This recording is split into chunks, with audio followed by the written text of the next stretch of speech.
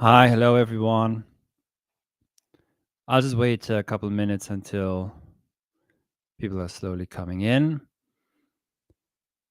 And if you have a question or a comment, just leave a super chat and I'll get back to you later. At the end, I'll respond to all super chats. I'll just post this now on Twitter. Okay.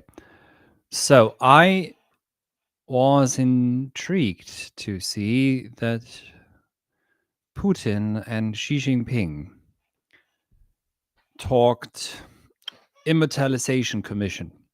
Nothing new under the sun, kids. This is an old Soviet Bolshevik and Marxist dream, dare I say. You can trace this to Marx. And transhumanism is now the buzzword. There seems to be some sort of interest in transhumanism or not. Well, really everywhere. With the elites, they really don't want to die. This has got little to do with being boomers or any sort of mean like that. So let's just begin, however, before we read what Putin had to say and then read some of John Gray's work. You may be familiar with this fella here. One second.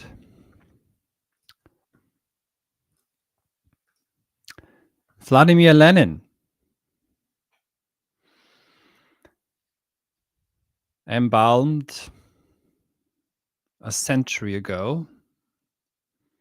Apparently his body keeps improving. And if you didn't know, he wasn't just embalmed purely for the sake of maintaining the body and having the body as an exhibit, as a reminder, or for the sake of remembering the Bolshevik Revolution. No, the idea was that rather soon science would be able to cheat death. And this fever dream really begins sometime in the 19th century with the advent of modern science. Science is never to be divided from magical thinking. I'm not sorry to say. Rationality does not come without irrationality. So before I'm going to read from John Gray's book, The Immortalisation Commission from 2011 in a bit. But before that, let's just see what the hot mic caught Vladimir Putin and Xi Jinping say, and how. So Vladimir Putin and Xi Jinping, writes The Guardian, have mused on how organ transplants might lead to immortality during a brief exchange of small talk caught on a hot mic at a military parade. By the way, I don't care at all whether this is possible. There have been articles coming out that, this isn't possible because X, Y, and Z. It doesn't matter. What matters is the ideology that drives this. Now, you can also trace this to some misguided Christianity, of course, as well. And by the way, before we really begin here now, also, let me just point out that we have a course starting actually tomorrow, if you're listening to this live on the Friday, tomorrow on the 6th of September, our new course on health and virtue begins, and the question of death will be really pivotal as well for you all to discuss if you're joining the course. So let me just show you briefly the enrollment page, which is here. And you can find the link to enroll in the description of this video if you're watching this on YouTube. And also, of course, just go to Halcyon Academy, and you'll find the link to enroll. So this starts tomorrow. Click here. You can join the seminars, or you join the self-study tier. So click here and enroll now. And you off to discussing health for the next 6 weeks. And perhaps you're also interested in Heidegger. I have a course on Heidegger on death and being. I'm also going to read from my book at the end of this live stream today, because I ended my book on death and being, which is, I think, provides an answer to the science frage, to the question of being. I ended that with transhumanism keeps coming up throughout the book, but I explicitly say that we need another, quote unquote, a different kind of breakaway civilization from this one, because there's something sinister about this, and it's striking that you can assume that Western leaders have the very similar ideas, even if they're mortal enemies of Putin and Xi Jinping.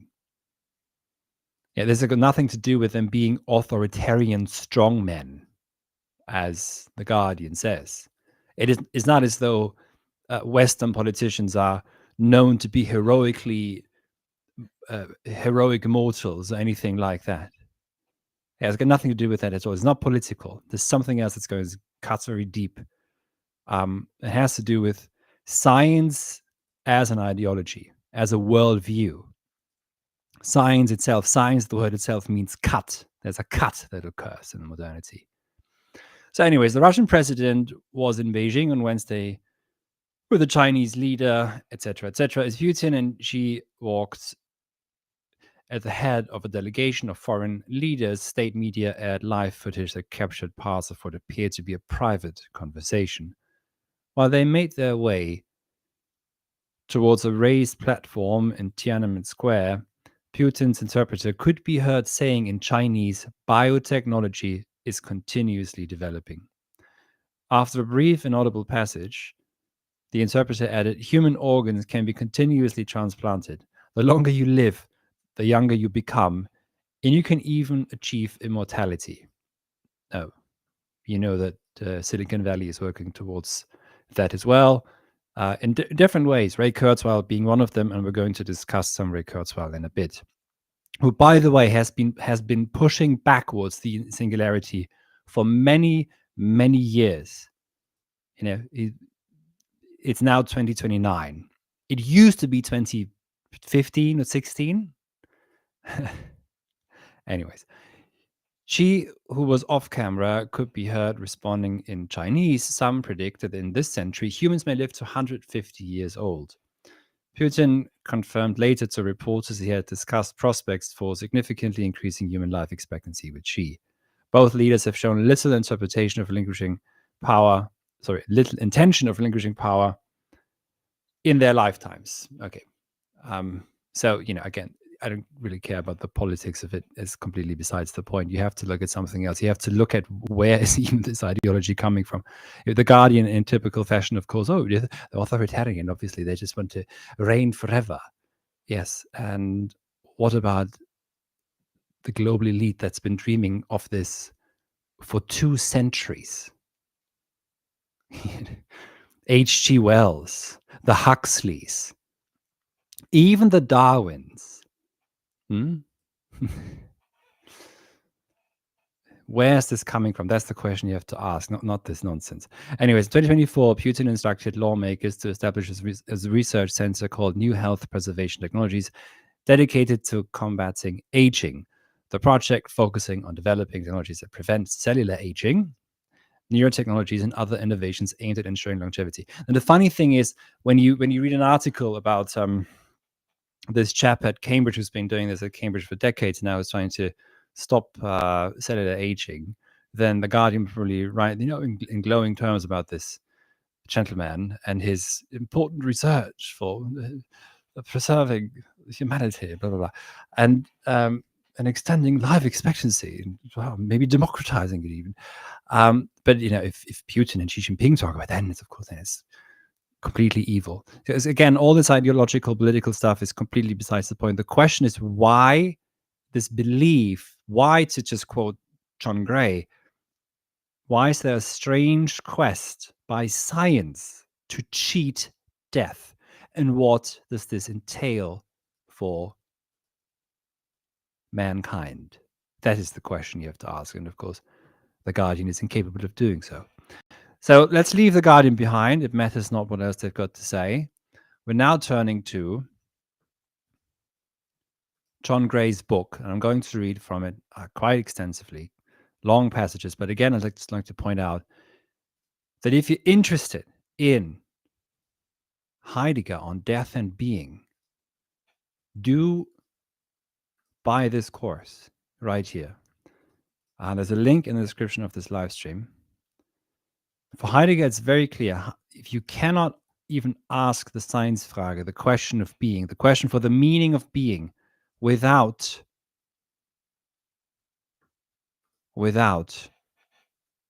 death.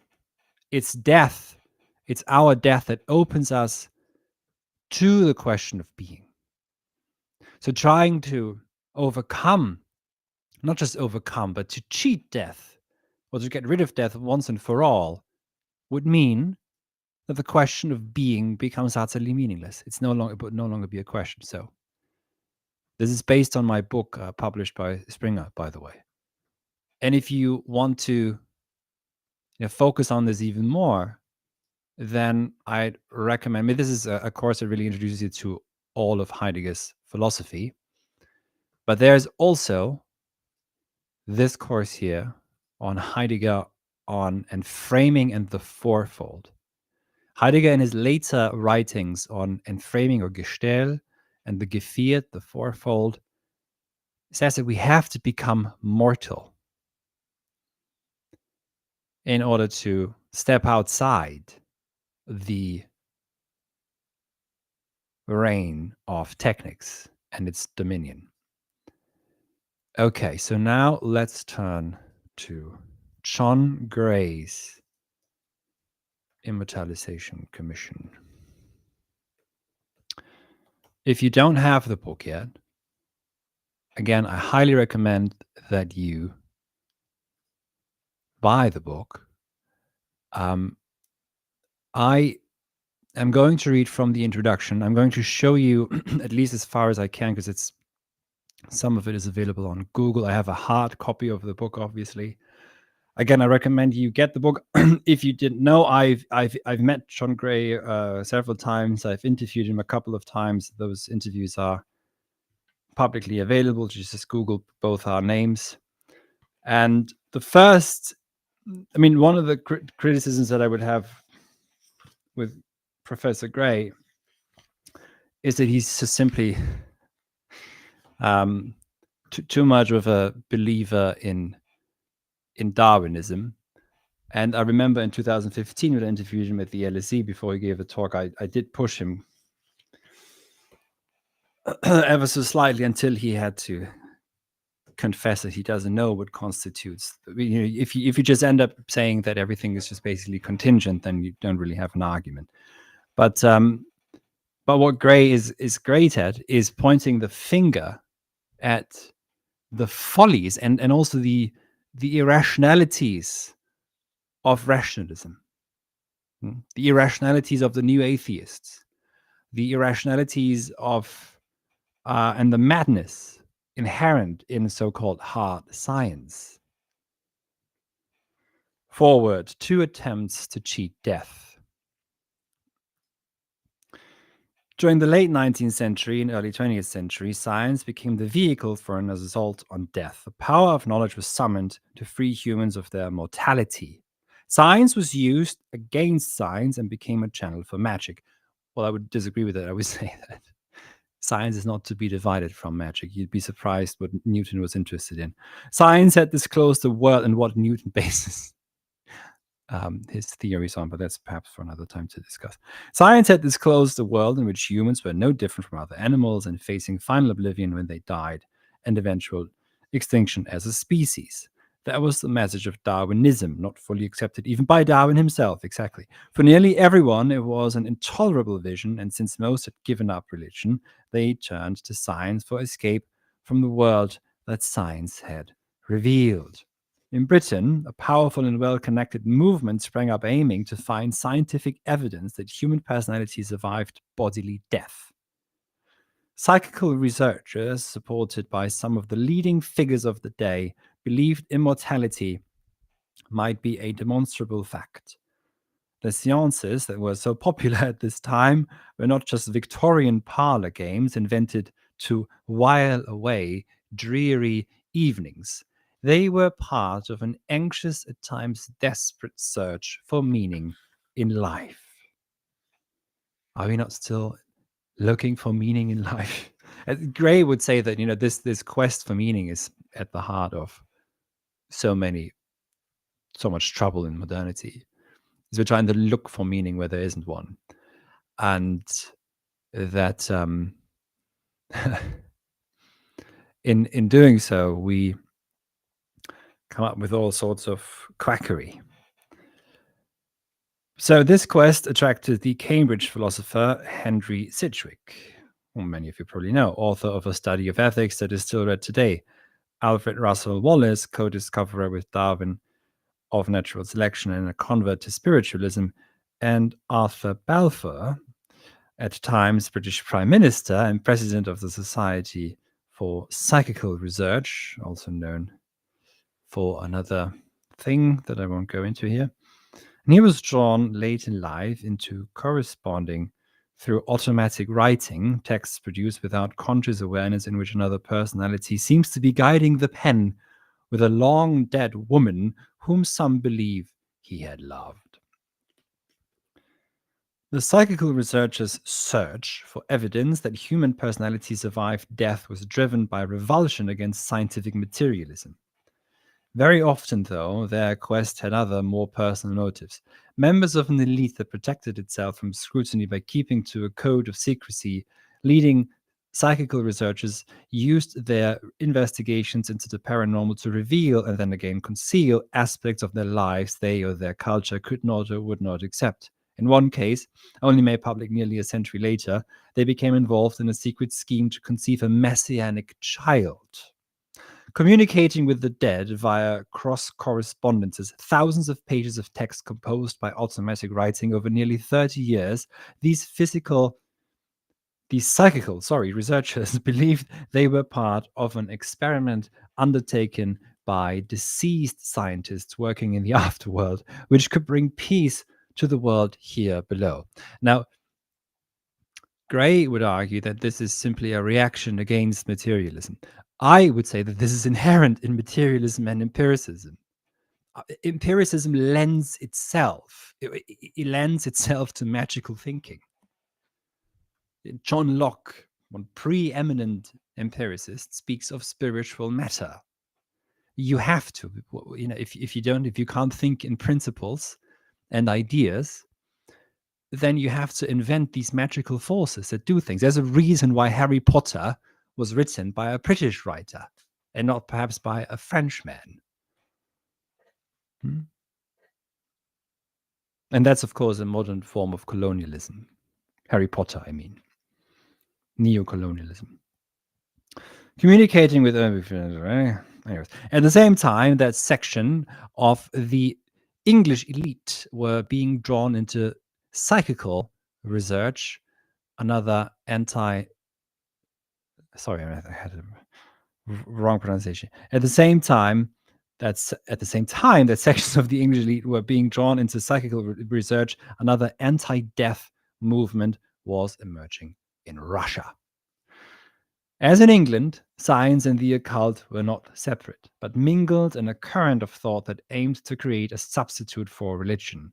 Nowhere was this clearer than among the God builders, a section of the Bolshevik intelligentsia that believed humans could someday, maybe quite soon, conquer death.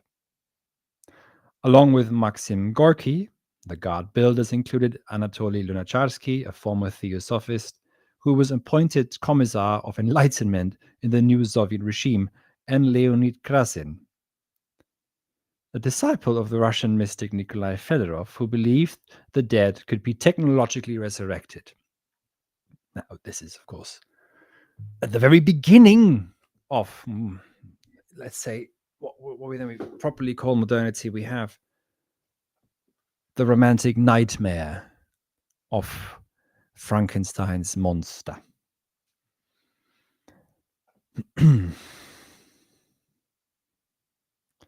So this technological resurrection, I mean, Frankenstein, of course, is not resurrected. He's constructed from different body parts and made to look hideous. But this thing, so, in some sense, of course, you can see that here there's an attempt to bring about heaven on earth, or to bring forward the apocalypse, and to initiate the apocalypse by technological means. Judgment Day, meaning the final revelation, where the dead again walk the earth to be judged once more. Return to life. We have to take this seriously. This is ultimately deeply Christian. Krasin, who became Soviet Minister of Trade, was a key figure in the decisions that were made about preserving Lenin's remains by what came to be known as the Immortalisation Commission. There we are. That's somewhere half around the page. By the way, if you have any questions, leave a super chat and I'll read your question at the end. And if you're just joining us now, don't forget there are a couple of courses you can join on Heidegger on death and being, and Heidegger on Gestell, on Enframing, and technology. So buy a course and keep learning and keep understanding what the hell is going on. The Russian god builders believed death could be defeated using the power of science. The English psychical researchers believed science could show death was a passage into another life. In both cases, the boundaries between science, religion, and magic were blurred or non-existent. Good. Yes, non-existent. That is the point.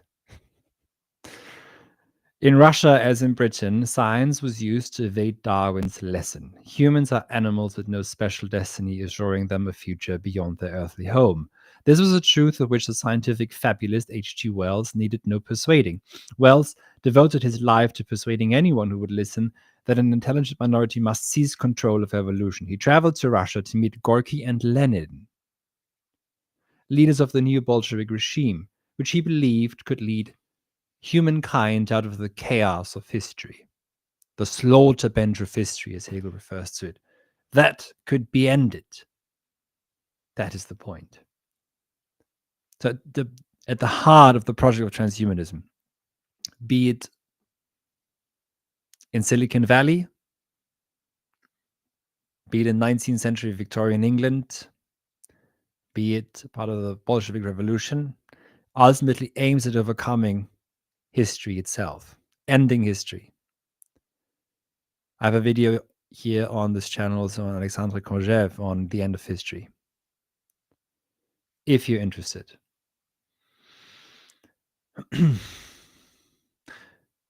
But the end of history would mean the end of man. But when he was in Russia, H.G. Wells became...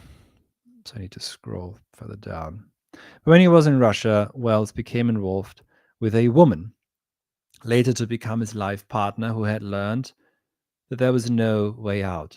The art of survival was to go with the flow of events, which in her case meant being planted on Wells, and before Wells, Gorky, by the secret police. Okay. The revelation of how the woman he described as his lover Shadow had managed to survive shattered Wells' view of the world. Unable to break with a lover he could not understand, he discovered he was no different from the rest of humankind. The intelligent minority in which Wells placed hopes did not exist, and Wells was forced to accept that human extinction could not be prevented.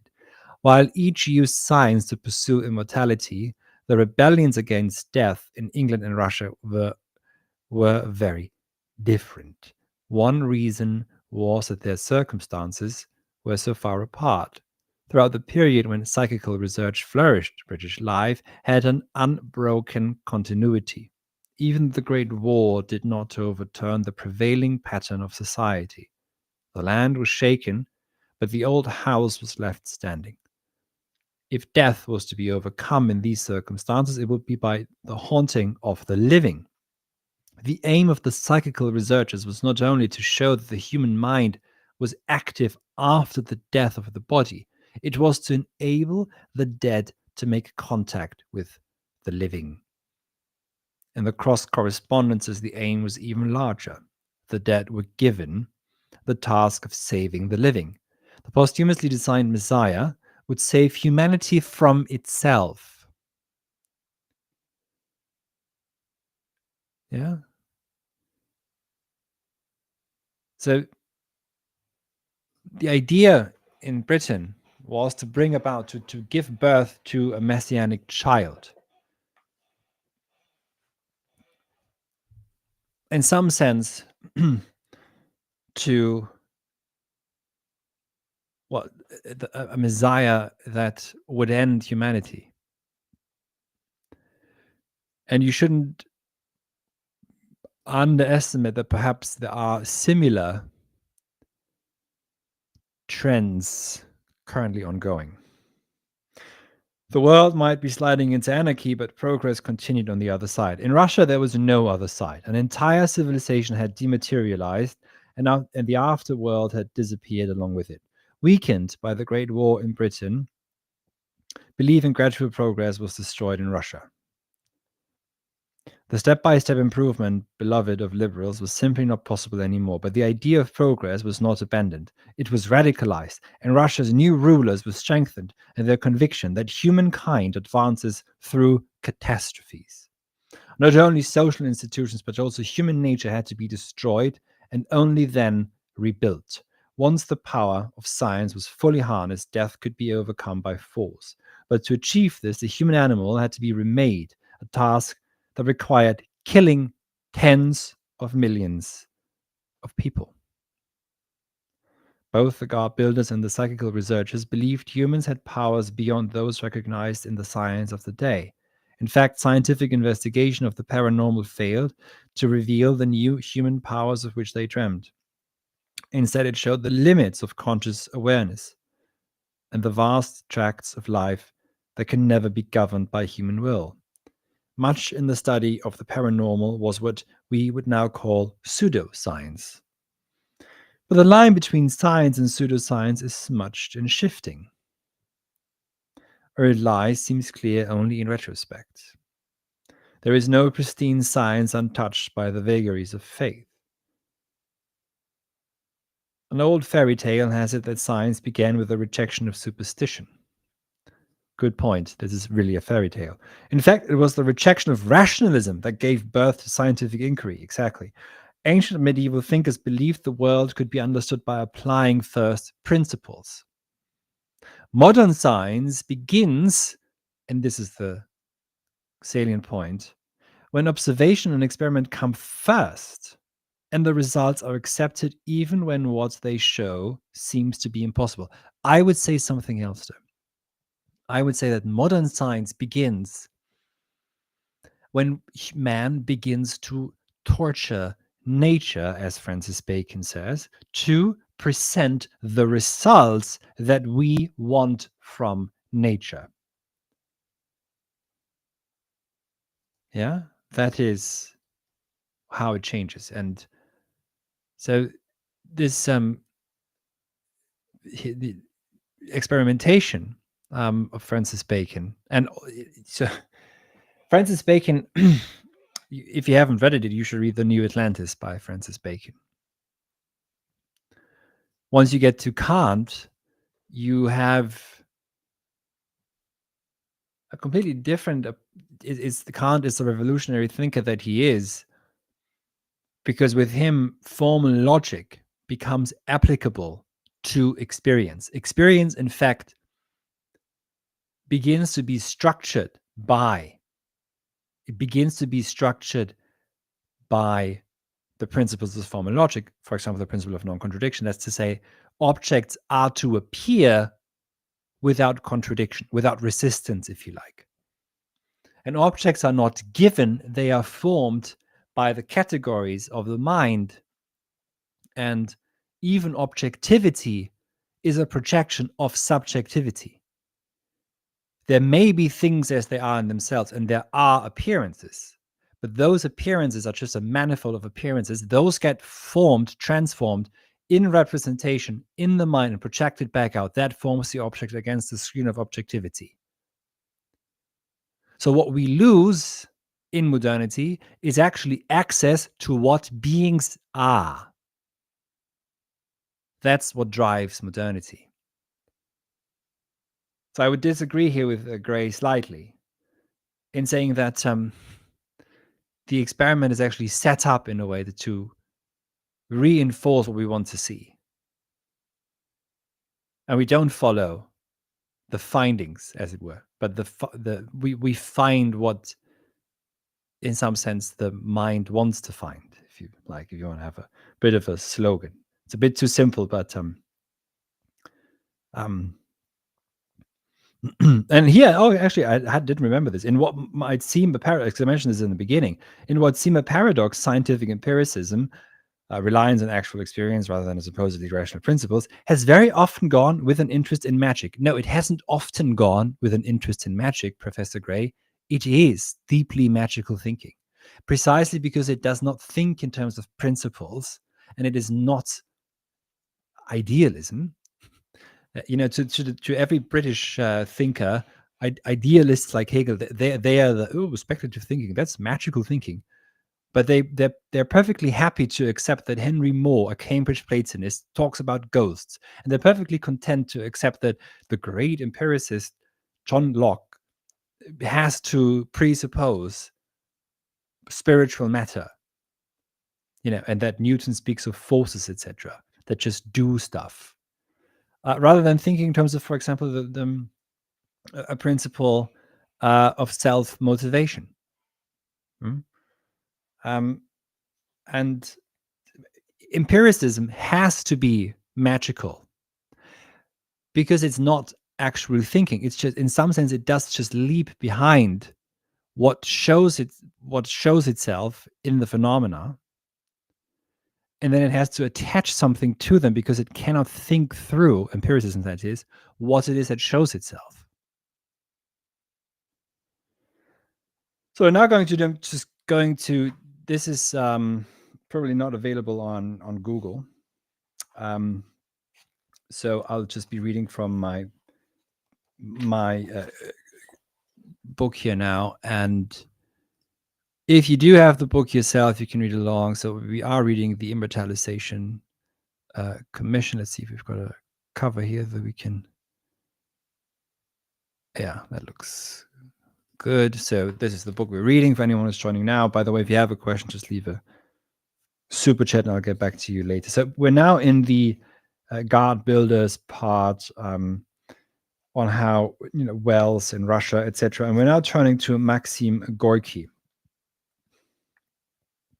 So Maxim Gorky says the following: every year, more and more thought energy accumulates in the world, and I am convinced that this energy, which, while possibly related to light or electricity, has its own unique inherent qualities.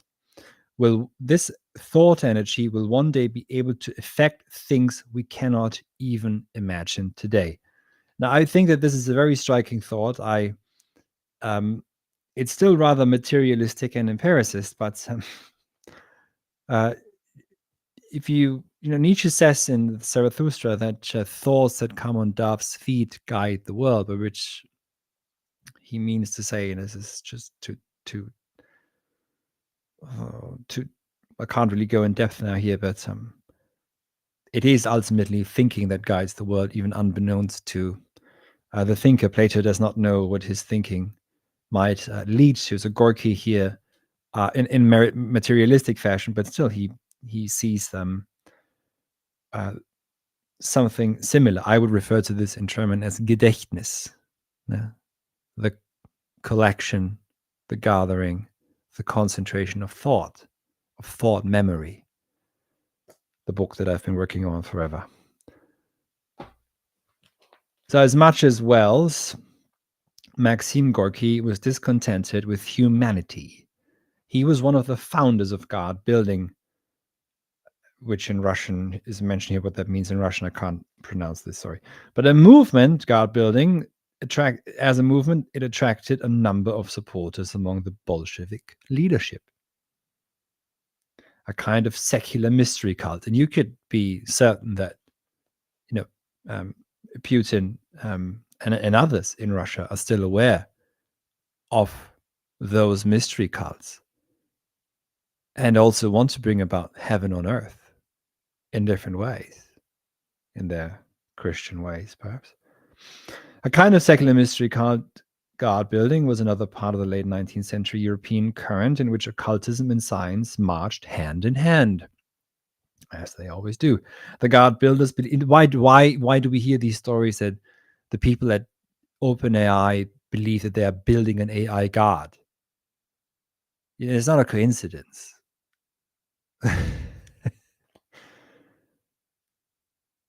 It's not that there are some freaks in these companies. It's usually the founders who believe that. And if Peter Thiel's idea of Christianity is basically trans ideology.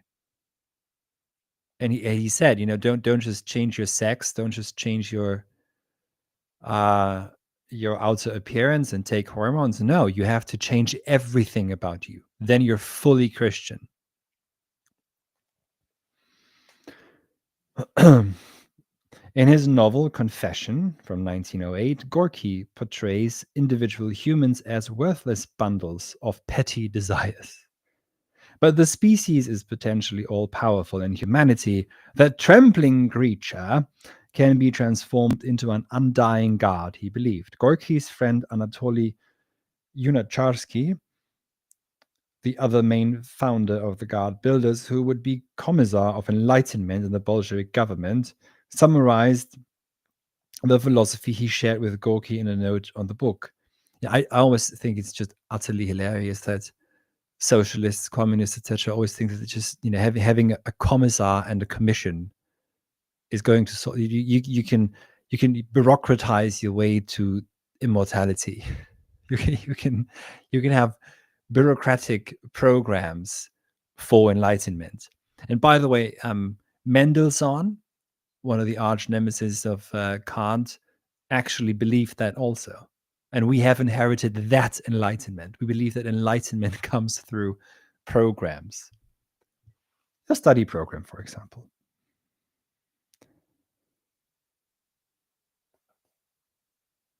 Commenting on a prophetic old man that the central character in Gorky's novel meets in a proletarian commune, Lunacharsky wrote, "The God of whom the old man speaks is humanity, the socialist humanity of the future. This is the only divinity accessible to man." There we are. Idolatry of man. Its God is not yet born, but being built. God is the humanity of the future. Or to put it the other way around, humanity, the humanity of the future, the humanity that's being built, is at the same time the God that is being built.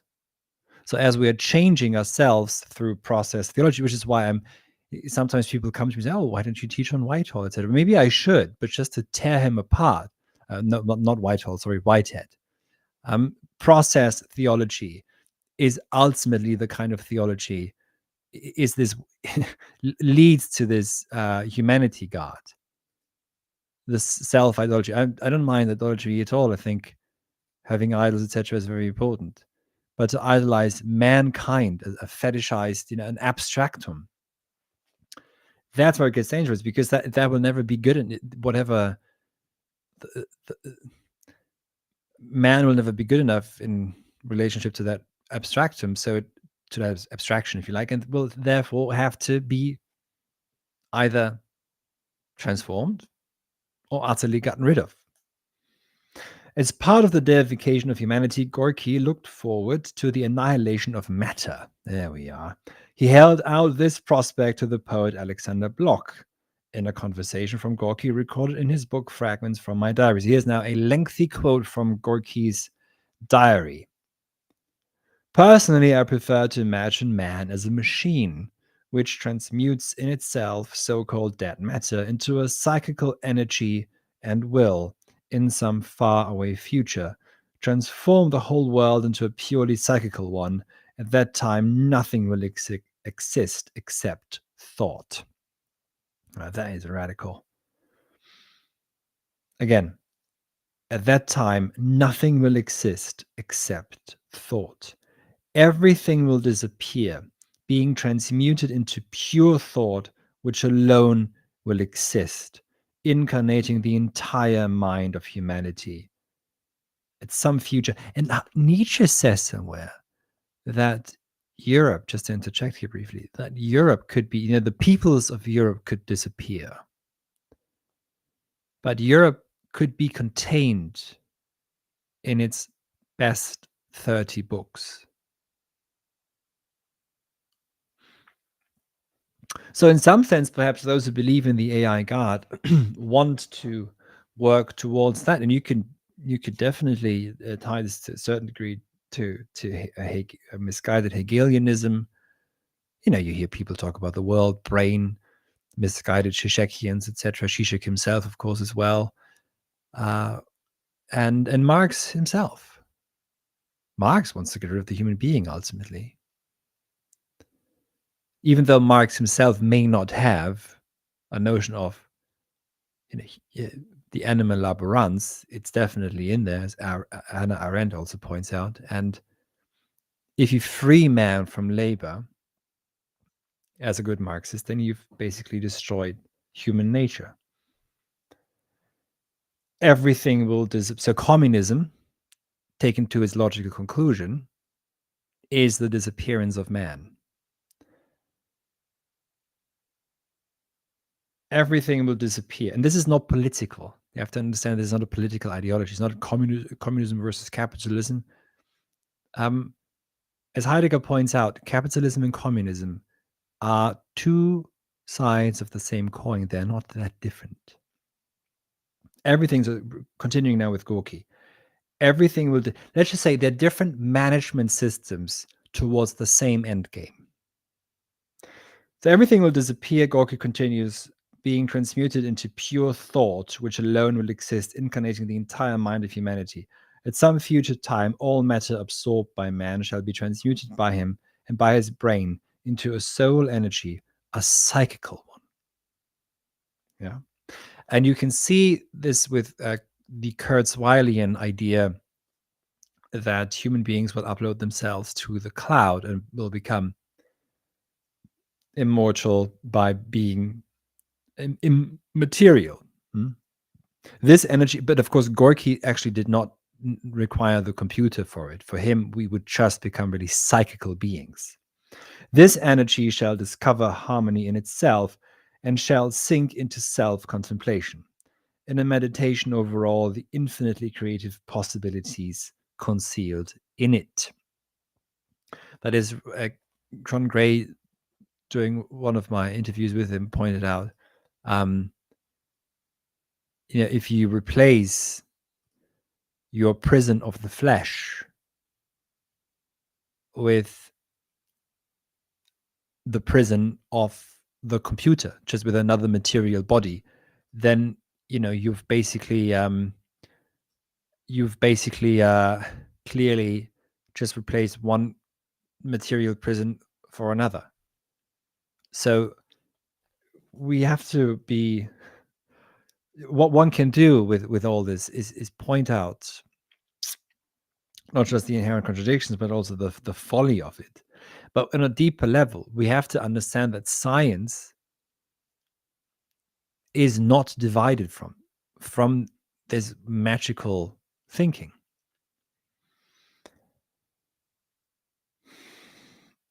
So for some, this is a dismal fantasy, but for Gorky, it is definitely what he wants. Ernst Mach, for example, inspired the ultra-rationalist philosophy of logical positivism. He joined, so Mach you heard of him, of course, joined occultists like the anthroposophist Rudolf Steiner in the Monist League, a group founded by the German biologist Ernst Haeckel. So for Haeckel, monism was not just a philosophy of science, it was a new religion of evolution, anti-Christian, and for some of its followers also anti-Semitic. It was Haeckel who, towards the end of his life, joined the German ultra-nationalist Thule Society, who first gave currency the idea that Jews were members of a quote-unquote race. In Russia, there was Madame Blavatsky, who had, for a time, succeeded in charming the earnest Henry Sidgwick in Cambridge. So she was charming Henry Sidgwick. Now, of course, Gray comes to the defense of Sidgwick here. It was just Blavatsky who charmed Sidgwick. It was not Sidgwick himself, of course. Anyways, they always have to make sure that the British always do that, you know. It's one of our best, one of our finest. He's just misguided by reading too much Deleuze. Unfortunately, he was reading a bit too much of Heidegger and Hegel, and this just took him from the good path of being a good Darwinist. Let's not forget, though, that it was Victorian England that harbored Marx. So again, he goes over how these occultists now reject science, etc. That's all very obvious. I'm just jumping ahead a bit. So Gorky now, by the early 1930s, was describing peasants who resisted collectivization. And this is now where it gets really, really juicy, let's say. So Gorky described peasants who resisted collectivization as subhuman, rodent-like creatures, fit only to be exterminated. And to quote now from Gorky, the elemental forces of nature create masses of parasites. Our rational will forbids us to make peace with them. Rats, mice, gophers do the economy of the country a great deal of harm. End of quote.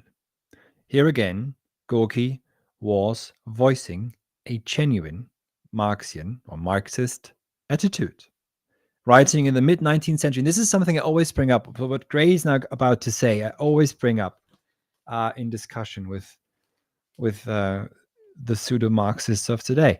Writing in the mid-19th century, Marx praised British rule in India for destroying village life, while around the same time, Engels celebrated the subjugation of non-historic peoples. He mentions the Slavs, describing them as aborigines in the heart of Europe, and welcomed their destruction in the next World War as a step forward in history. So I say this again.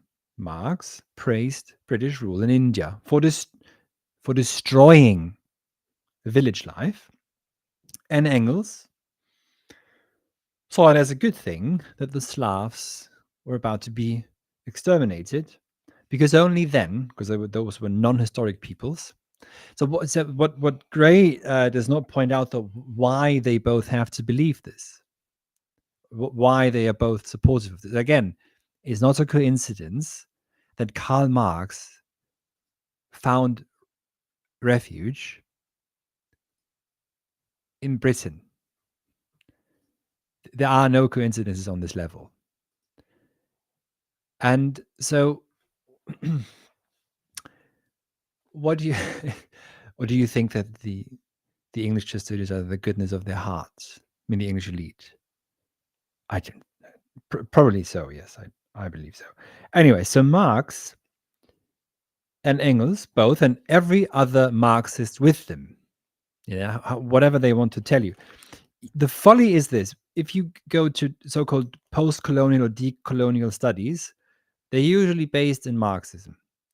So you have a colonial ideology, which is Marxism,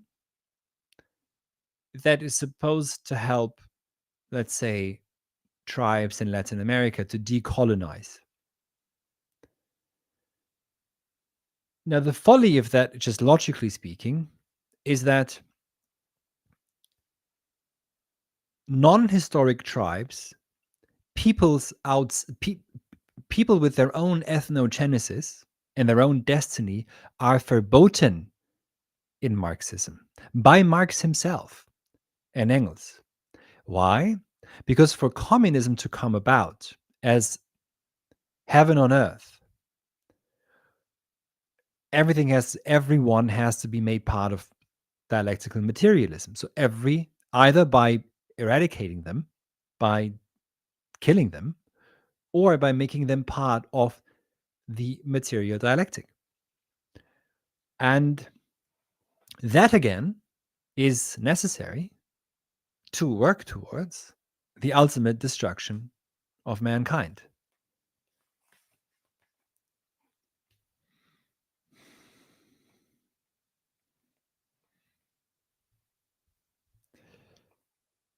And the idea very often with some of the Russians, for example, here, Troskovsky, is, for example, that will not the creature of the air turn into a creature of the ether.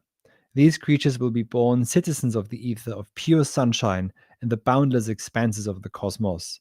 Thus, there is no end to life, to reason, to perfection of mankind. Its progress is eternal. You can see echoes here of, again, a misguided Platonism, a misled Aristotelianism, the perfection of yourself in terms of virtue, striving in theoria towards the unmoved mover, etc. But in fact, what you have here is an overappreciation, let's just say, of, or an absolutization of an abstract universal.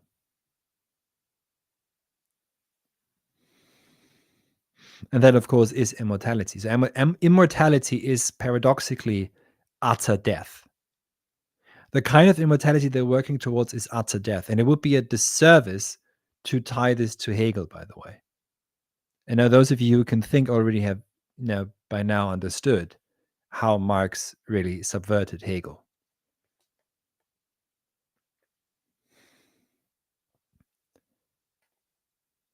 In this materialist rapture, the dead will be resurrected by the power of science, severing their links with the flesh. Humans will enter a deathless realm. Lower life forms, plants, animals, and unregenerate humans will be left behind or else eradicated. All that will remain will be the pure thought Gorky envisioned in his conversation with Bloch, infinite, immortal energy. So the transformation of the human being, of humanity that they want, is in some sense, are the fever dreams of engineers, of the Homo faber. And we can see, though, that as I mentioned before, there's an Aristotelianism and a Platonism, etc. These are misguided echoes, shadow images of genuine thinking, of genuine ontological thinking that immanently can lead you to see, if you want to go down the road of Plato,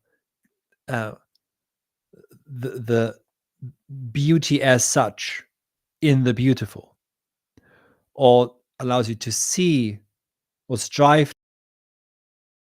towards in theoria, in this highest activity that it is for Aristotle, mover, which is the task of the polis itself, so that the polis, however, itself is genuinely political and ethical, and thus a dwelling place for human beings. So here the misguidance, it's working with simulacra shadows.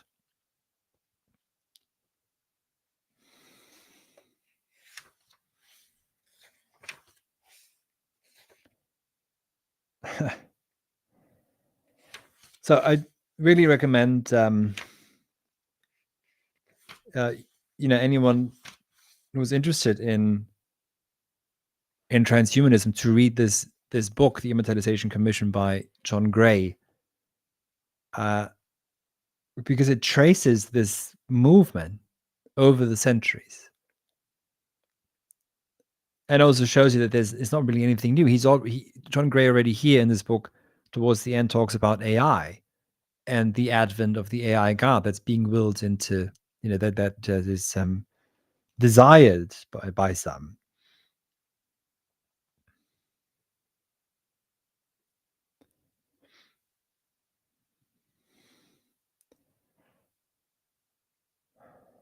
Just thinking about whether I should read this. Yeah, so why not? Because this is now on Lenin. Let's just take a look again at Lenin's grave. And just 1 second. So, there we are.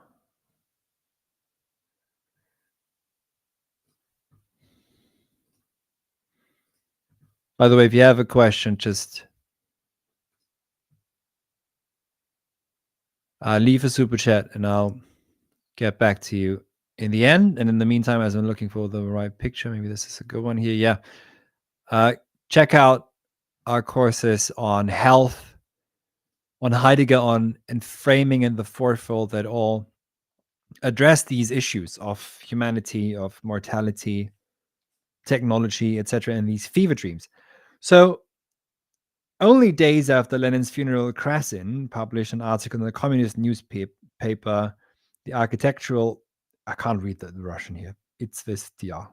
That's what the newspaper is called. Anyways, the article was titled The Architectural Immortalisation of Lenin, urging that Lenin's mausoleum should be a site that surpassed Mecca and Jerusalem.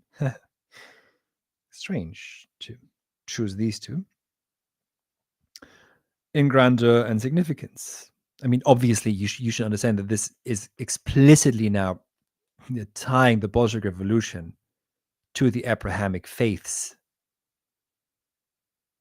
So the Bolshevik Revolution is a continuation of Abrahamic religion, is what this says. Yeah, anyways. On the 25th of March 1924, after deliberations involving Cherchinsky, it was announced that the body would be re-embalmed. 3 days later, the funeral commission that had been set up to organize Lenin's interment was renamed the Immortalisation Commission. The cubic shape of Lenin's tomb was inspired by the artist Kazimir Malevich, who had designed sets for a futurist opera, Victory Over the Sun, which promoted the idea of a coming Superman. The founder of suprematism, Malevich, viewed abstract geometrical forms as the embodiment of a higher reality. Influenced by the writings of Ouspensky, he saw Lenin's mausoleum as representing a fourth dimension where death did not exist. And we are looking at this fourth dimension right now. This is here, this is the fourth dimension. Here, death does not exist. Here, death does not exist.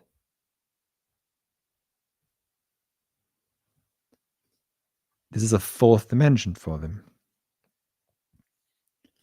Days after Lenin died, Kazimir Malevich wrote, "The point of view that Lenin's death is not death, that he is alive and eternal, is symbolized in a new object, taking as its form the cube. The cube is no longer a geometric body.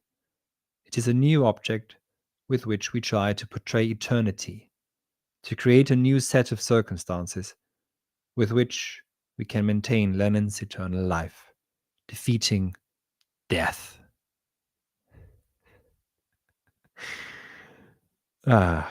Wonderful. So let's just see. So Lenin's cubic mausoleum was a monument to this belief in the conquest of death. And again, it is striking that apparently Lenin's body doesn't decay and gets better. So maybe, at some point, if those Bolsheviks were right and Putin gets his way, then they can actually technologically resurrect the dead and continue the Judeo-Christian revelation. So Malevich believed that humans could become godlike. No books, so this is a quote from Malevich, no books, no scripture, no science can ever imagine the glory of the self. which appears as man, the only God that ever existed, exists, or will ever exist. And in some way, if you think about AI, I mean, current so-called AI, large language models that regurgitate everything that's been written and published on the internet over the past decades. So AI, so-called AI, LLMs can spit back out at you and average everything out. What it is that human beings have produced, and it averages that out, and that makes it seemingly perfectly objective, and it can also produce some, new text as long as within certain parameters. Of course, it produces a new text all the time, but it also just, as you know, steals, copy pastes basically, and then rewrites barely. Now, in some sense, if the AI overlords believe that they are building God, what they are building is ultimately a golden calf, an idol of the self of what quote unquote humanity has produced and published digitally over the decades, and has also been able to digitize over the past decades. So in that sense, Malevich was a visionary, unbeknownst to himself, that this God is currently being built towards. It's going to be a very average God in the end, but one that, if you follow through the logic of it, also does not require the human being in the end. Because once you've averaged out, once you've digitized everything and you've averaged everything out, you don't need anyone to send any more prompts. It's all stored forevermore on silicon-based computers, and so that's the new deity. At times, Malevich seemed to believe that he had himself become divine. Quote, "This is how I reason about myself and elevate myself into a deity, saying that I am all and that besides me there is nothing." After he died in 1935, Malevich's ashes were taken to a field where they were buried under an old oak tree. A concrete cube was placed to mark the spot. A few years later, war came, and all trace of his grave and the cube was lost. That's when I like John Gray the most, when he does this. He's so dry, and it's so wonderfully passive aggressive. So of course, Lenin's cube still stands, and to this day, and reminds us of the millions and millions and millions slaughtered for the sake of reaching immortality, apparently. So let's now move to the fever dream of modern day transhumanism, which, as we have seen, or shall see perhaps later on, isn't all that different at all from everything else. It just takes on new forms with every new technology. So once you get AI, it's more about this. Once you get to computers that are fast enough, personal computers, then we begin to use those as metaphors, etc. But really, what we're suffering through is that we are living with ghosts of an ontological past that we cannot.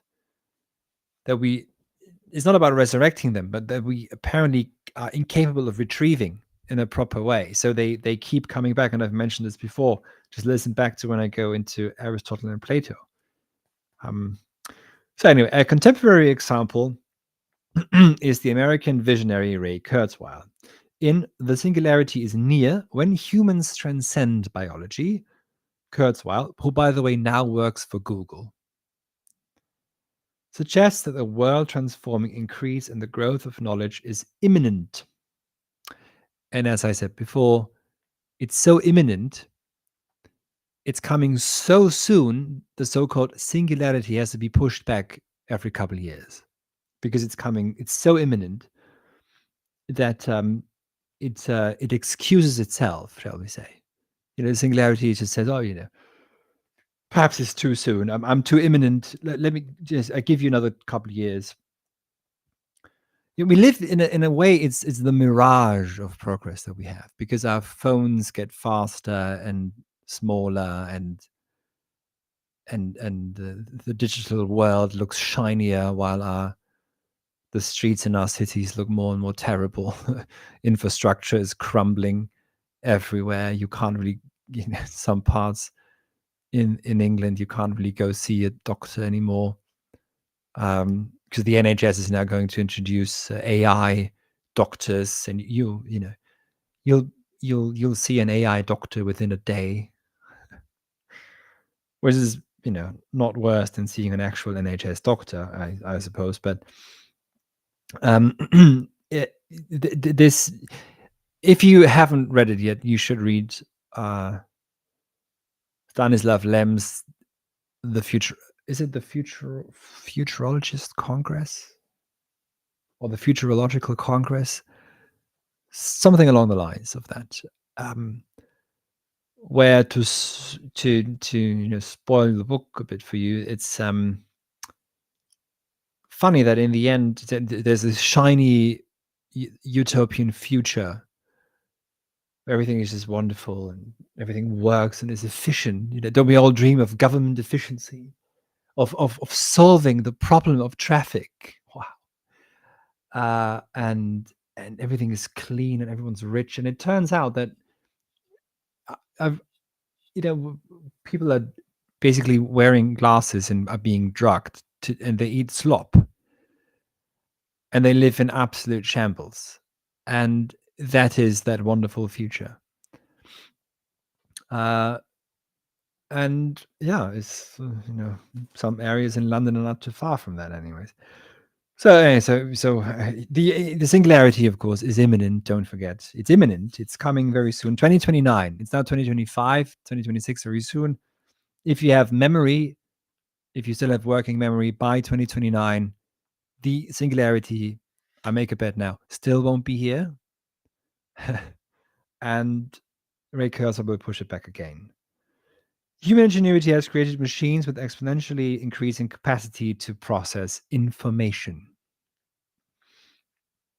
Given the law of accelerating returns, it cannot be long before artificial intelligence overtakes its human inventors. Okay, this is in 2011. To all those of you who are a bit younger. Yeah? So this is before ChatGPT. Already, artificial intelligence is mentioned. And before 2011 was mentioned too, around the year 2000, 1990, all the time.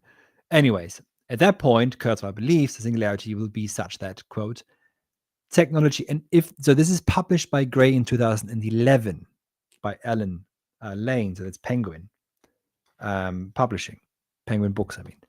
And that means, of course, that the book he quotes from Kurzweil is much older than 2011. When was this book published? 2008, 7? I mean, Kurzweil's book. So 2009. Yes, so 2009. So written, then I would guess, in 2007. So these ideas have been around for not just decades, centuries, and they have to do with science. I implore you all again to read Francis Bacon's The New Atlantis, where the new Temple of Solomon, for whatever reason, is also mentioned. So Kurzweil writes the following: technology appears to be expanding at infinite speed, does it now? Of course, from a mathematical perspective, there is no discontinuity, no rupture, and the growth rates remain finite, though extraordinarily large. But from our currently limited framework, this imminent event appears to be an acute and abrupt break in the continuity of progress. So you see, when all, and that's an extremely bad argument. That's not argument at all. If you argue in this formalistically logical manner, and in the way in which Kurzweil does, expanding infinite speed, it seems to be accelerating returns, etc., etc., then this in itself, Kurzweil he's smart enough to admit. He's clever. He's clever, sly and clever. He's smart enough to admit that it's not going to go anywhere, really. You can't scale up intelligence. Hence, there must be, what did he say? An abrupt break. And what is that? What does that remind you of? If you're programmed to be a good Christian, does that remind you of some sort of rapture? Some sort of sudden break, some sort of sudden revelation that's going to occur in history? Changing history forevermore, as the Jesus Revolution did, supposedly. So what someone like Kurzweil does, I want to point out, is he writes in a manner that triggers, he doesn't argue. He triggers certain response mechanisms that he knows is there in his audience, in his readership. That's what he does. It's a sort of neo-Christianity.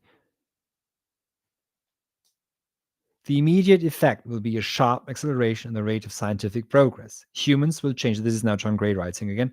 But here's again a quote from Kurzweil. Sorry. Humans will change their own thought processes to enable them to think even faster.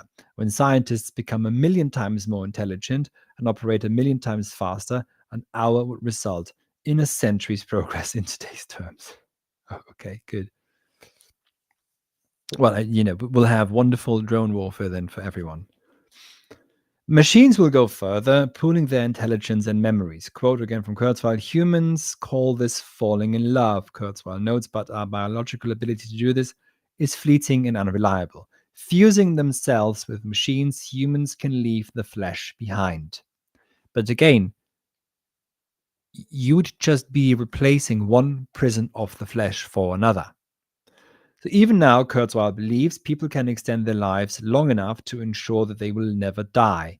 In Transcend, 9 Steps to Living Well Forever, he sets out a plan of diet, exercise, vitamin supplementation. Does that remind you of anyone? Does it remind you of perhaps influencers on Twitter and YouTube? Do you think that perhaps it's not a coincidence that this is being pushed if you're looking for health advice? That this is what sometimes then you see? Anyways, preventative medical care, he believes, will enhance longevity to the point where technology can overcome mortality. Biology has inherent limitations, he believes, and in order to overcome these limitations, the human organism will need to be remodeled. There we are. This is what he actually wants to tell you. You see, this is what Kurzweil does. It's like the witch in Hansel and Gretel. Gives you a candy stick, and what you really wants is to kill you and eat you. Here's what Kurzweil says: we will be able to re-engineer all of the organs and systems in our biological bodies and brains to be vastly more capable. Now, this is not, of course, this is not what Kurzweil and others want. This is about something else. This is about, in quite a literal fashion, becoming Victor Frankenstein themselves and producing homunculi who are entirely, if you get a brain implant from a private corporation, or if you allow a private corporation to exchange your body organs, you are copyrighted, trademarked material of that corporation.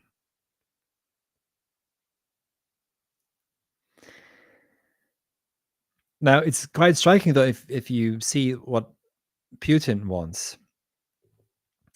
For him, it's also about transplanting, exchanging organs, and perhaps even getting the blood from the young, etc. So Putin is firmly in the materialist camp, let's say, and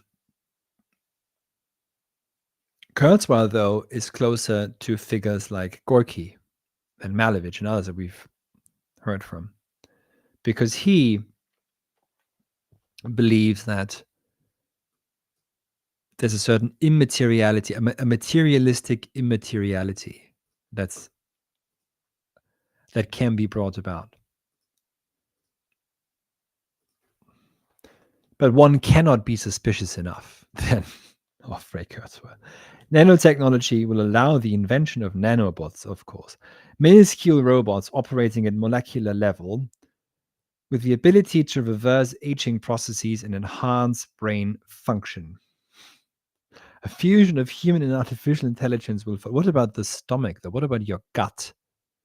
The gut is the real brain. A fusion of human and artificial intelligence will follow, in which the non-biological portion of our intelligence will ultimately predominate. Along the way, Kurzweil tells the reader, nanobots will reverse pollution from earlier industrialization. Of course. What is there anything nanobots can't do? By the way, are nanobots still a thing? I don't think so. Having ceased to be biological organisms, humans will lack the vulnerabilities of natural life forms. They will acquire bodies, but the bodies will be virtual entities or foglets, clusters of nanobots that can change their shape at will. And these, again, a quote from Kurzweil, these nano-engineered bodies will be far more capable and durable than biological human bodies. Now, given do you know people who live really terrible, have really terrible health habits? The human body can endure a lot. People live in abject poverty, in dirt, in their own feces in some areas. People live in the desert. Human beings live in in extreme cold. We make do. The human body is extremely capable of withstanding extreme situations. It's a lot more durable than any car. And the great thing about the human body is if you cut yourself, the body heals itself. That is one of its principles. That is what the body is. A nanobot can't do this. A nanobot body, whatever the fever dream here is. And so-called silicon sages and all this garbage that people have been talking about. Frankly, silicon is not unavailable. Is not as rare as other rare earths, but it is finite. It's finite, and it's not only finite; it doesn't regenerate itself. The human body regenerates itself. This confusion of categories you are constantly bombarded with. Take one example: autonomous driving. What are you thinking of? You're thinking of an electric car that, quote unquote, supposedly drives by itself. That's a malevolent confusion of categories. Autonomous driving already exists. When you sit down in your car, you start the engine, you steer the wheel, that's autonomous driving. You are the autonomous driver. The car cannot drive itself. There is no self that drives itself. So the strange movement is on the one hand, there's an idolization, there's an idolatry of the human being. The self is God, etc., etc. We become spiritual beings, yada yada. But on the other hand, we're also told that we're insufficient. But this four dialectic goes together. And I won't spell it out for you because you have to do some thinking yourself. So our experiences, this machine-human hybrid. I mean, this is just horrible. This notion is just it's disgusting, really. This machine-human hybrid will live most of its life outside or beyond the material world. Our experiences, Kurzweil predicts, will increasingly take place in virtual environments. Now, do you wonder why he works for Google? I wonder why he doesn't work for Meta, actually. And of course, Facebook had to corrupt also the beautiful Greek word meta. Of course, they have to corrupt everything that they touch, don't they? Zuckerberg, Kurzweil, etc. Inhabiting a virtual afterlife, post-human minds will have the bodies they always wanted. You see, the body you always wanted. Here we are again. This is one thing we're going to discuss at the philosophy of health course, the health and virtue course, which, by the way, begins tomorrow. Body image. Yeah.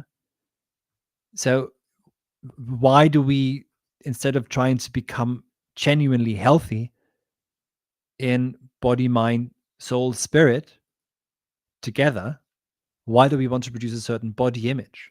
Why do we want to, and of course, this body image that is here, so I'm just showing you the enrollment pages. So head over to this page and join the course now. Seminars begin tomorrow. If you're watching this on Friday, the 5th of September, tomorrow is the 6th of September. If you're watching this later, just join the self-study tier here and think through what real health really is and why being mortal is inextricably part, not just of being human, but of being healthy as well, and of our own well-being. This is why Socrates doesn't kill himself in the end only simply because of moral reasons. He does so because he's lived a philosophical life, and to philosophize means to learn how to die. Inhabiting a virtual afterlife, post-human minds will have the bodies they always wanted. Quote, in virtual reality, we can be a different person, both physically and emotionally. This is what Kurzweil believes, yeah? Or let's just say, wants you to believe. In fact, other people, such as your romantic partner, will be able to select a different body for you than you might select for yourself, and vice versa. Post-humans can be whatever they want to be forever. So Kurzweil's program reaches well beyond immortality. The singularity is an eschatological event, ending the world as it has always been. Quote, the law of accelerating returns will continue until non-biological intelligence comes close to saturating the matter and energy in our vicinity of the universe with our human-machine intelligence. Ultimately, the entire universe will become saturated with our intelligence. This is the destiny of the universe.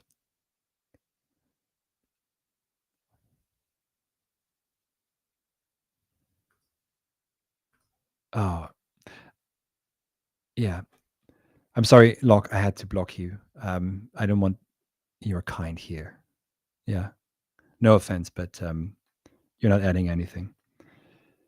And now Gray continues. Process theology is one more philosophy of progress, an attempt to solve the problem of evil by positing its disappearance over time. Since God is not fully actualized in the world, evil cannot be eradicated in one all-encompassing transformation, but evil can be gradually overcome. As God comes more fully into being. Meliorism, the belief that human life can be gradually improved, is usually seen as a secular worldview, but the idea of progress originated in religion, in the view of history as a story of redemption from evil. Philosophies of progress are secular religions of salvation and time, and so too is the singularity, as John Gray points out.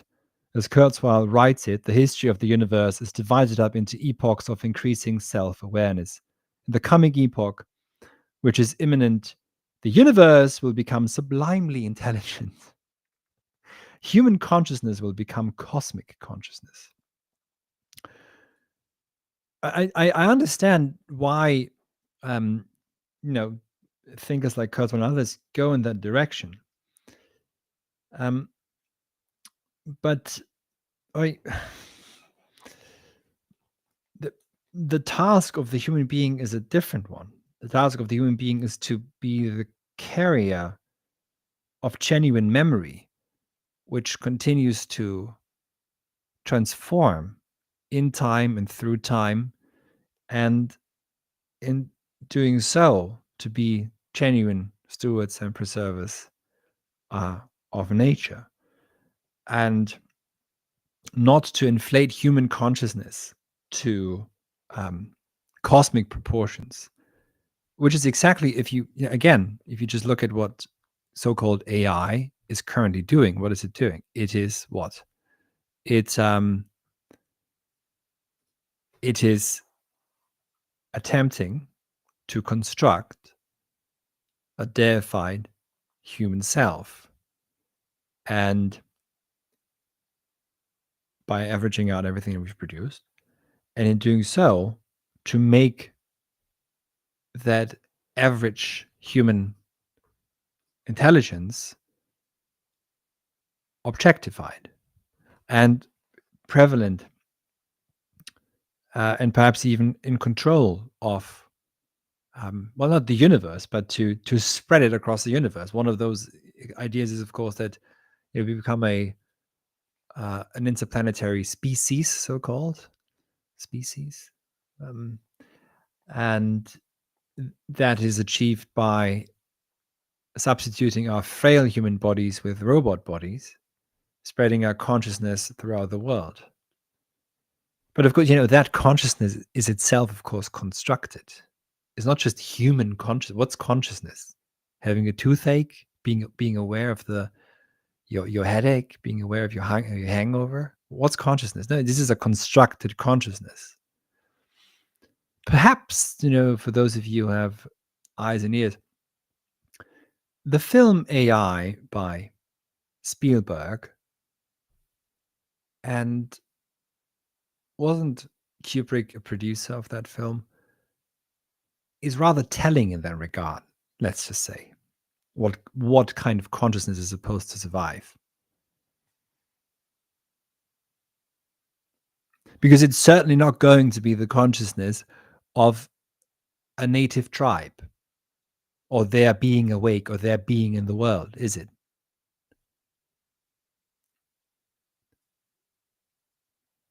Just as one example, it's going to be a constructed consciousness, homogenized into and flattened into dialectic materialism that has one end game: being rid of the human being once and for all, and all genuine diversity.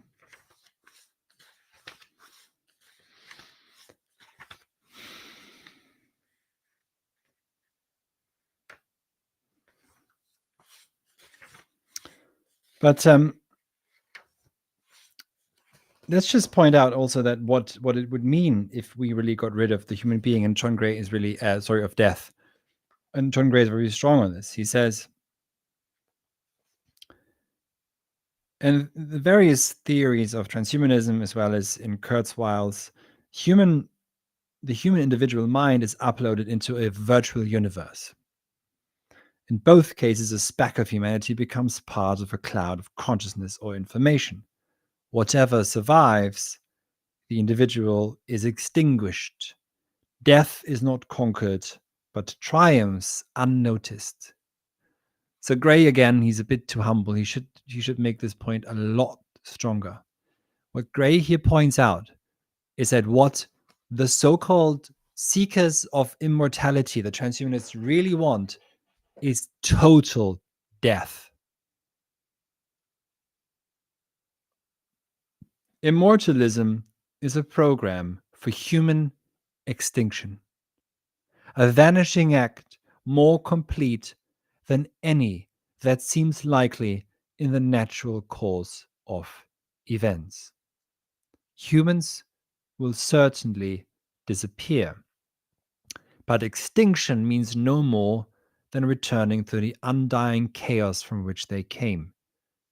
But in the transhumanist, immortalist scenario, humans engineer their own extinction, intervening in the evolutionary process to create a new species, the animal that yearned to live forever puts an end to its own existence. Well, I agree, but only to the point that so it's not the animal, because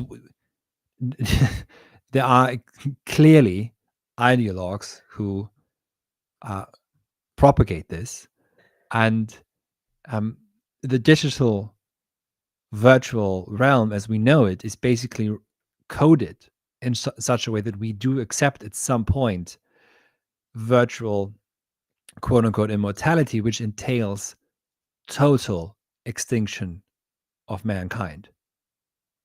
So you have to think about the digital. You're watching this on YouTube right now, aren't you? You have to think about the social media platforms that you encounter. Let's not forget, Twitter was bought by Elon Musk, another purveyor of the transhumanist agenda, another propagator of it. So let me just find my Heidegger book, which I have a PDF of somewhere. And well, where is it?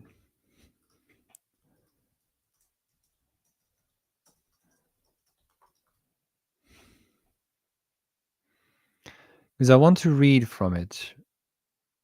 I want to read from the end of the book.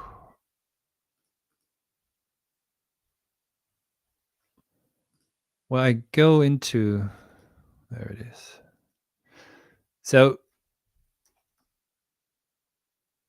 if you're interested in reading this book, or maybe not reading the book so much, but you could so you could take this course, by the way, here. So it's this one, Heidegger on Death and Being, which you find here.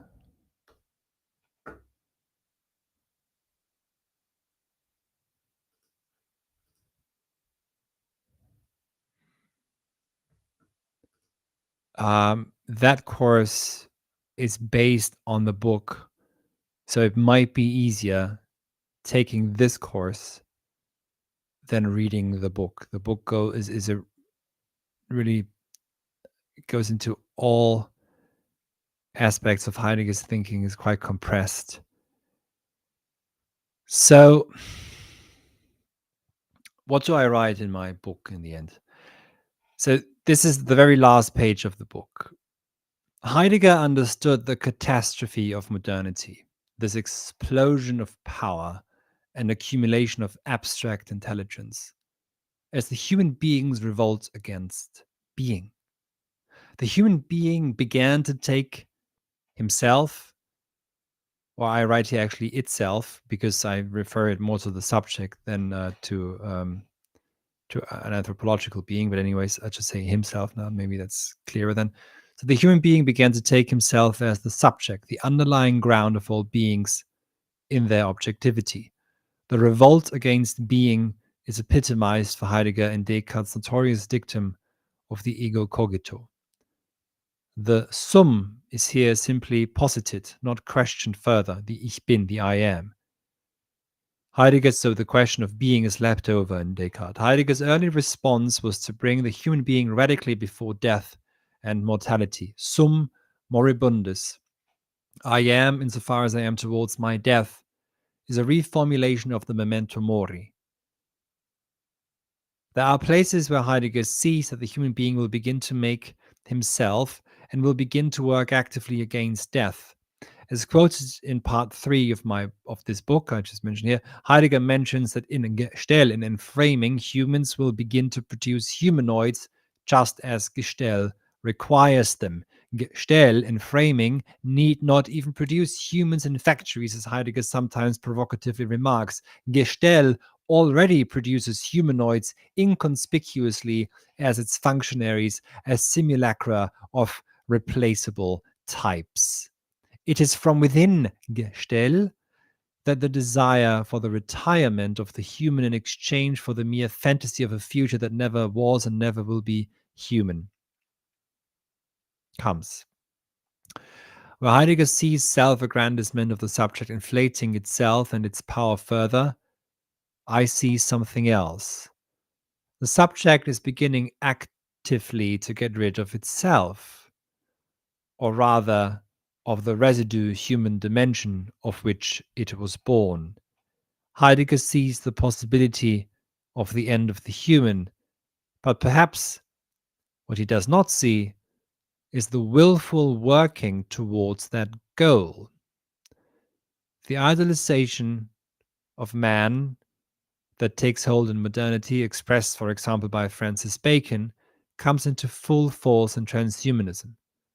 At the same time, and not coincidentally, the late modern subject begins to fade and be doubtful and suspicious of its capacities. And this is crucial.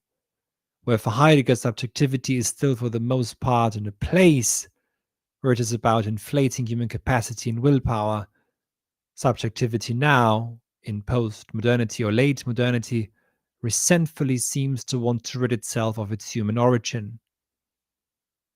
You see, it takes away its substrate.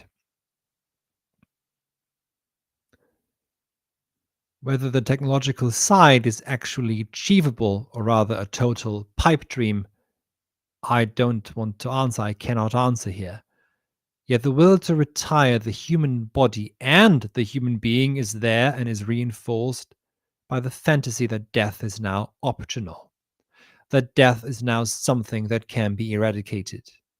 Post-humanism's resentment against death, or transhumanism's resentment against death, mirrors its deep resentment against human limitation and finitude.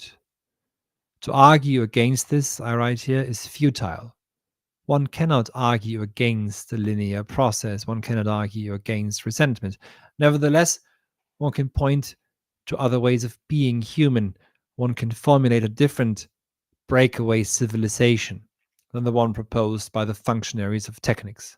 A civilization that alters the ways of Gestell and its self-exhausting modes. And that's, again, the salient point. Gestell and framing is ultimately self-exhausting because it's exploitative. Yeah.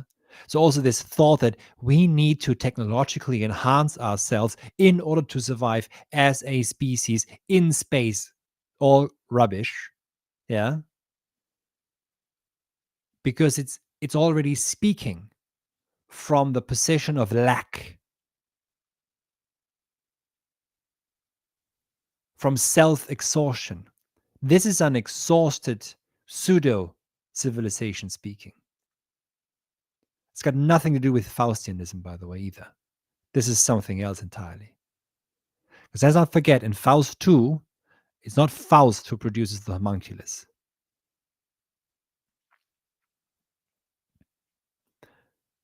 So again, Gestell is self-exhausting. It exhausts itself. That's why it's so destructive. So an access to another way of being lies in the tragic truth of history and a new appreciation of what Plato meant with the word scolae, or scholi, if you want to use that, or perhaps more Greek pronunciation. Scolae, by the way, is usually translated as leisure, but it is here, I believe, that the two trajectories part ways. To this, I shall return when the time is right, and I have been returning to this for the past 5 years after I've left academia and started Halcyon, which is an attempt really to establish an oikonomia in scolae, in sufficiency, in the bountifulness of being. I go into this also in my book on Aristotle. There's a course on leisure and dignity at Halcyon as well. So, yeah, that's it. I thank you very much for listening. Head over to Halcyon now and get a course. Support the work on here. There's different ways of doing this. You can become a member on this channel. You can head over to my Substack and sign up on Substack. But the best way, really, I think, is just join a course and work through the course and learn, take notes. And once you sign up, you get indefinite access to the contents. Oh, and yeah, and also do get a copy, and I mean a physical copy of John Gray's The Immortalisation Commission. It is I think, a very important document to have, with extremely important references and cross references that he makes to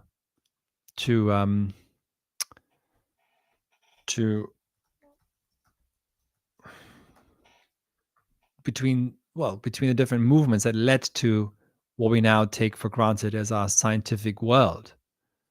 And if you are so inclined, you can, of course, also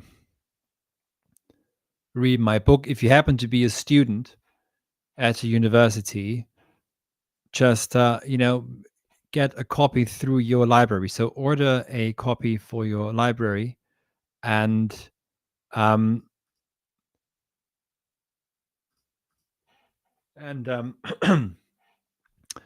so you have it. You can take it out of the library. You should also be able to just read it online if you're a member of university libraries. You can just read it. There's an ebook version of it. I think, frankly, the price is way too high, to be honest. So,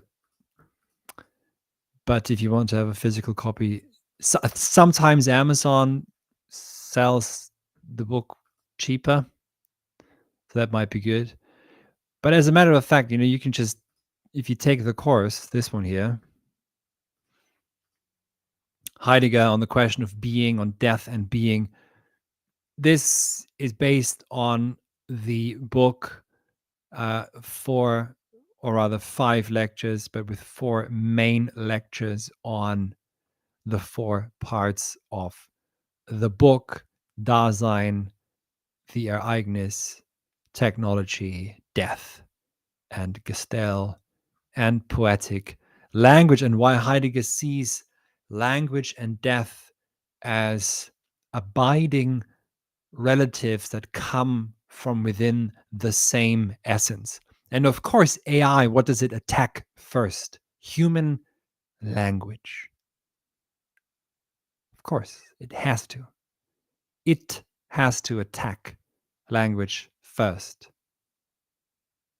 And also death at the same time. These things are deeply, deeply connected. The ultimate aim of the Immortalists, as John Gray also says, is the eradication of the human being. Don't be fooled. It will be the total victory of death. It will be total annihilation if the transhumanists have their way. And the siren song is that you'll be immortal.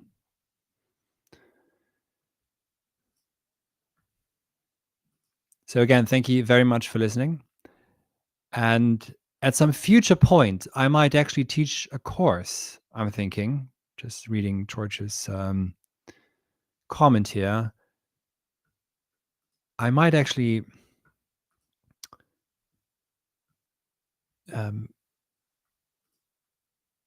teach a course on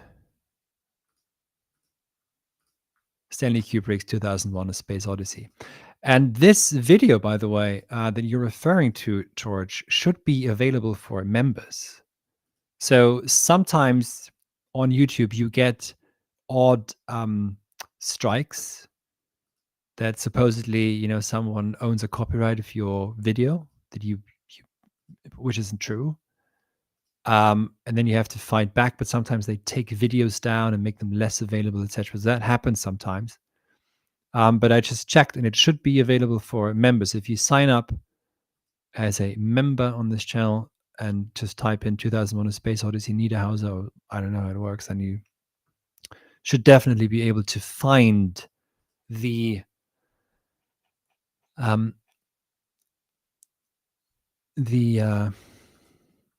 video. And also, just say again, maybe if you get your hand on a copy of my book, just the last 2 pages might be really relevant for what we've been discussing, or what posthumanism and transhumanism actually want.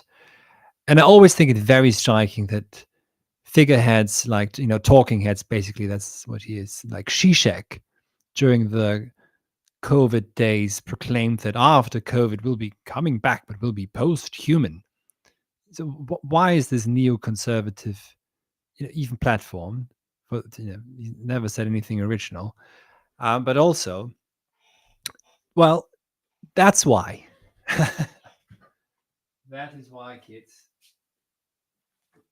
Because that is the Commissar's plan. I've just returned the book. Okay. So don't join the self-exhausting modes of Gestell. It is running itself into the ground. But also buy a course and learn how to, because what we do with these courses, I talked about this with Thomas Chokin last night after the live stream, and Thomas is teaching this course on health and virtue right now. The main reason to offer these courses is to help you build, not just begin to understand something of Heidegger and Hegel and Plato and Aristotle and Baudrillard, etc. No, but to build firewalls, to have firewalls in your brain, in your mind, so that you're not susceptible to the newest ideology that's being promoted online. So you have the conceptual capacity to see through these these eidolon. Eidolon. What's an eidolon? What is it? A small eidos, a ghost-like eidos, a spirit, an evil spirit. It can be. It's a Greek word.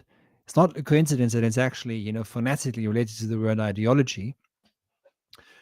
Plato warns against the eidolon. What are the shadows in the cave? The shadows in the cave are concepts that we haven't fully understood yet. And Plato is aware that, because he is a historical thinker, we have to again and again understand concepts and think through them, because they have an inherent dialectics. So freedom can be presented to you as freedom, but it is, in fact, for example, neoliberal freedom. So it works against itself. So by going through these fundamental texts, you'll be able to see and understand better, I think, when the false idolaters, the ideology magicians, when they come, because they're constant, they're working overtime all the time. It never ends. The production of ideology never ends, it seems. And you can simply more easily see through the bullshit. That's why you have to start thinking and writing, with your hands, not with your phone, or even just with a keyboard. If you're very young, Thomas told me yesterday that young students now can't even use a normal keyboard. That's too much to ask. That's too much haptics for them. I mean, at least use a keyboard, but you really have to use your own handwriting. I mean, write with your hand, physical notebooks, not digital notebooks, not your iPad, physical notebooks. They will be with you forever. The digital, don't be fooled if you're young. Digital seems like it's eternal. It's not. It's not. Okay. Thank you very much. Buy our course.